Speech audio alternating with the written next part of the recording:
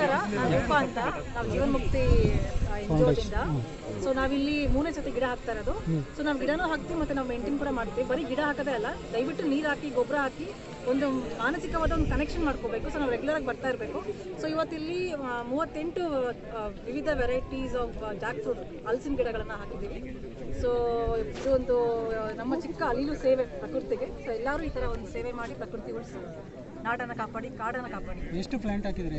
ನಾವು 3 ವರ್ಷದಿಂದ ಪ್ಲಾಂಟೇಶನ್ ಮಾಡ್ತೀವಿ, ಗಿಡಗಳು ಹಾಕ್ತಾ ಇದ್ದೀವಿ. ನಾವು ಬರೀ ದೇಸಿ ಗಿಡಗಳು ಹಾಕ್ತೀವಿ, ನಾವು ಫಾರಿನ್ ಗಿಡಗಳು ಹಾಕಲ್ಲ.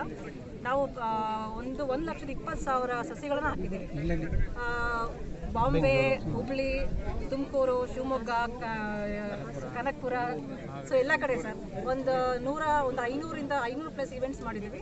So CRPF, BSF, CISF, army campus, police training centre, ಮಠಗಳು, ಸ್ಕೂಲ್ಗಳು, ಕಾಲೇಜ್ಗಳು, ಹಾಸ್ಪಿಟಲ್ಸ್ ಎಲ್ಲ ಕಡೆ. Here I am Parthasarathy Naidu, Regional Head, Central Bank of India. Today we are planting 400 different varieties of jackfruit plants at BSF campus under the Ek Ped Maa Ke Naam campaign of Government of India. Okay. Khushi aagta hai sir. Are you happy? Happy, very happy to be with BSF here in this campus. My staff, around 100 people came over here with their children and family members for planting the trees here. Your good name, sir? My name is K. Parthasarathy Naidu. Designation, sir. Regional Today we are going to plant with the help of Mrs. Rupa and certain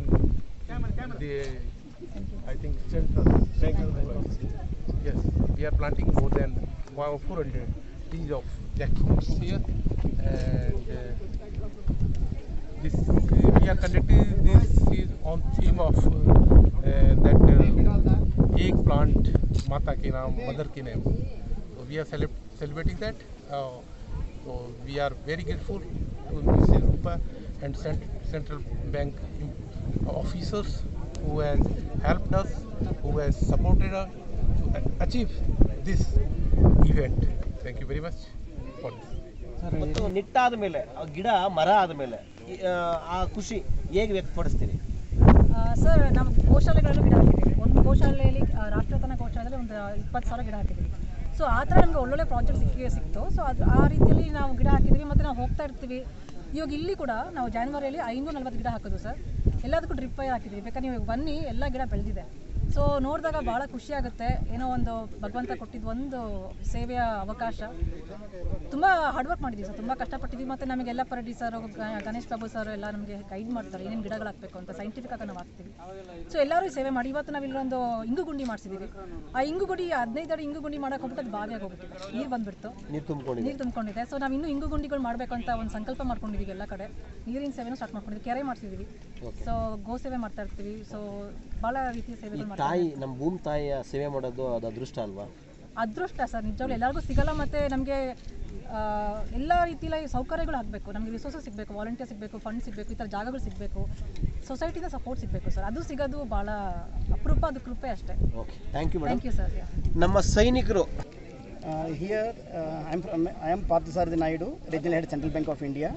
Today we are planting 400 different varieties of jackfruit plants at BSF campus under the Ek Ped Maa Ke Naam campaign of Government of India.